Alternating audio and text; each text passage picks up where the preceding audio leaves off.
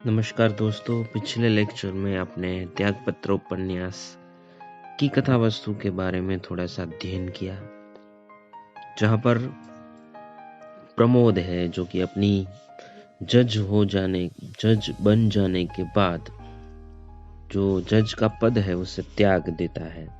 वह सोचता है कि आत्मा को खोकर प्रसिद्धि पाना व्यर्थ है। उसे अपनी जजी अभिशाप लगती है। प्रेम के भारी रहकर जो जीवन के मूल में बैठा है वो धन्य है।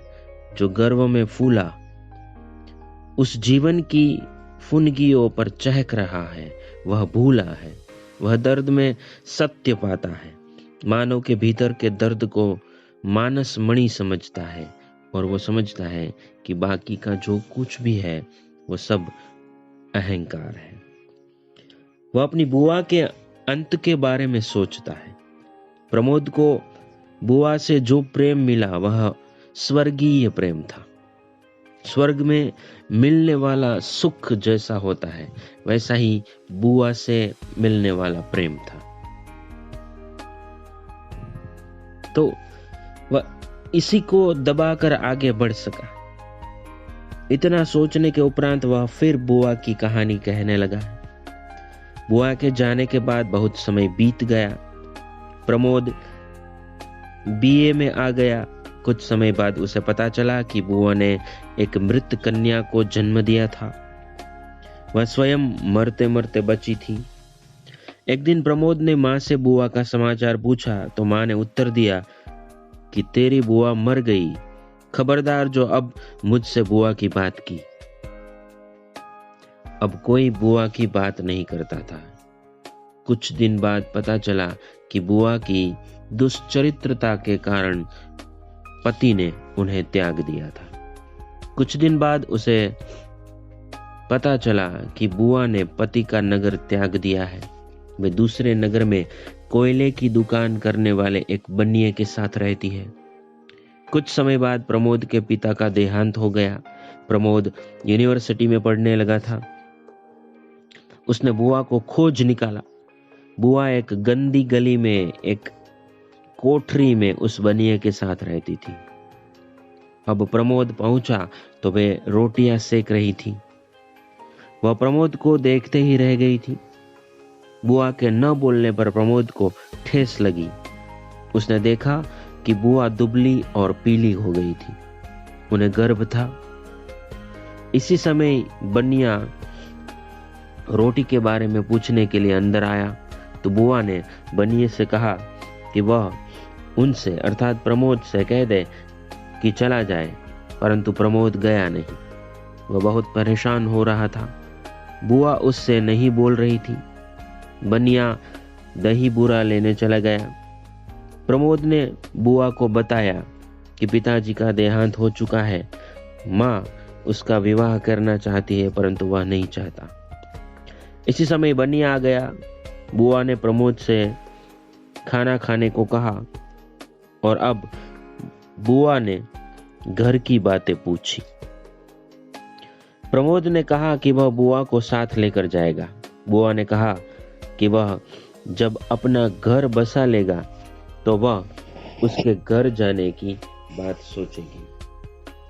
प्रमोद के जोर देने पर मृणाल ने बताया कि वह पति का घर छोड़ आई है और अब इस आदमी के साथ रह रही है, क्योंकि इस आदमी ने उसे आत्महत्या के पाप से बचाया है, अतः वह उसे छोड़ नहीं सकती। प्रमोद ने अब अपनी बुआ का एक नया रूप देखा। इसके पश्चात बुआ काम करती रही। प्रमोद इस सब स्थिति के बारे में सोचता रहा। प्रमोद ने बुआ से कहा कि वह यहाँ इस प्रकार कितने दिन तक रहेगी। बुआ ने बताया कि अधिक दिन नहीं, क्योंकि बनिया उन्हें अधिक दिन न निभा सकेगा। एक दिन छोड़कर चला जाएगा। उस दिन वह भी इस जगह को छोड़ देगी। बाहर आकर क्या करेगी ये पता नहीं, वो नहीं जानती थी, परंतु इतना विश्वास दिलाती है कि वह वैश्यावृत्ति नहीं करेगी, क्योंकि स्त्री किसी को तन और मन दे सकती है परंतु उसके बदले में पैसा लेकर उसका व्यापार नहीं कर सकती। प्रमोद ने प्रश्न किया कि बुआ ने पति को क्यों छोड़ा। इस पर उन्होंने कहा कि उसने पति को नहीं छोड़ा, वरन पति ने उसे छोड़ा है। पत्नी का धर्म है पति की आज्ञा मानना, और उसने यही किया है। पति के प्रति सच्ची रहने की उसने इच्छा की थी, और उसी इच्छा के आधार पर उसने पति को शीला के भाई का पत्र दिखा दिया था।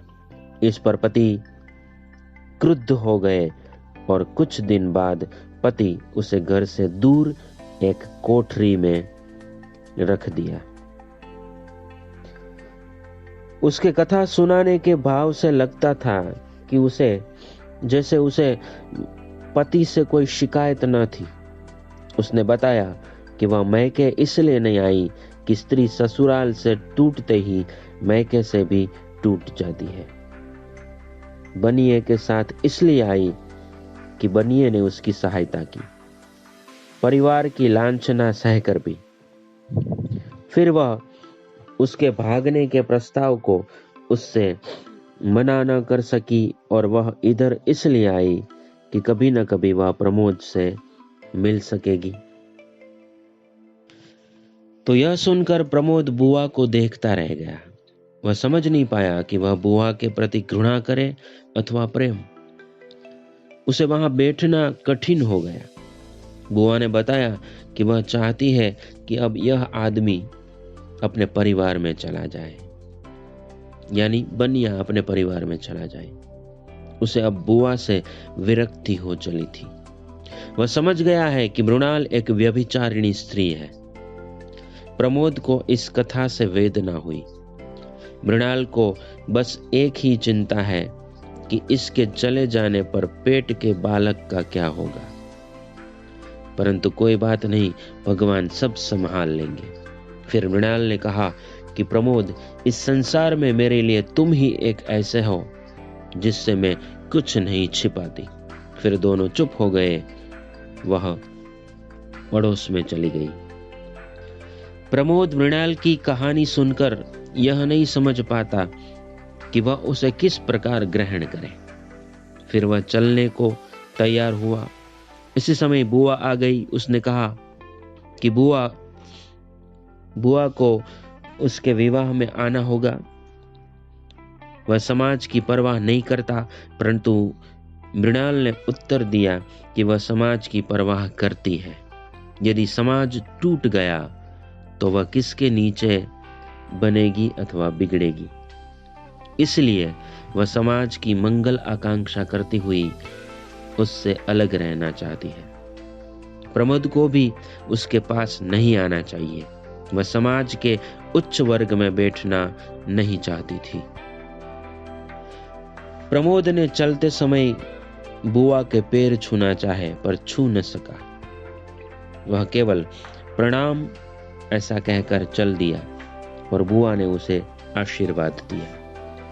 घर आकर उसने माँ को बताया कि वह बुआ से मिलकर आ रहा है। इसे सुनकर माँ चौंकी। माँ ने नाराज होकर बुआ का नाम लेने को मना कर दिया। इस पर वह माँ पर नाराज हो गया। सारा समाज उसे ऊट-पटांग लगने लगा। फिर वह परीक्षा की तैयारी में लग गया। एक दिन वह फिर उस नगर में पहुंचा। पता चला कि बुआ वहां नहीं थी। वह बनिया बुआ को पीट पाट कर चला गया था। खोज करने पर पता लगा कि मिशन अस्पताल में मृणाल नाम की स्त्री आई थी। उसके एक लड़की हुई। 15 दिन बाद वह उस लड़की को लेकर वहां से कहां चली गई पता न चला। प्रमोद के विवाह की बात फिर चल पड़ी थी। प्रमोद को लड़की देखने जाना पड़ा। वहीं प्रमोद ने मृणाल को बच्चों को पढ़ाते हुए देखा। शाम को प्रमोद बुआ के घर गया। देखा बुआ शांत थी। साथ ही बताया कि बच्ची 7 माह की होकर मर गई और वह यहाँ चली आई। यदि उसे पता होता कि प्रमोद की शादी यहाँ हो रही है तो वह कभी न आती। साथ ही प्रमोद को ठेस पहुंची, परंतु प्रमोद ने भावी ससुर को यह रहस्य बता दिया और इससे प्रमोद का रिश्ता टूट गया। बुआ को भी स्कूल से निकाल दिया गया। प्रमोद सोचता है कि जीने का सबसे अच्छा उपाय अपनी ही दुनिया में रहना है, अर्थात किनारे पर ही रहना चाहिए। परंतु बुआ अगम जल में उतर गई।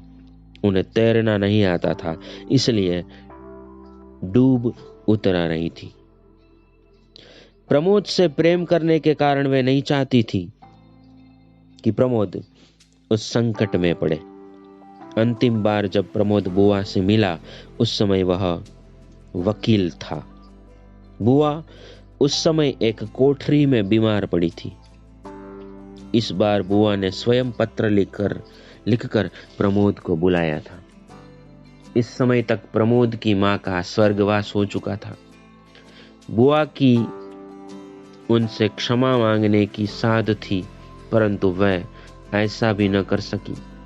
बुआ ने लिखा था कि वे उन लोगों के साथ रहती हैं जो समाज की जूठन कहलाते हैं, परंतु फिर भी यहाँ मानवता के दर्शन होते हैं।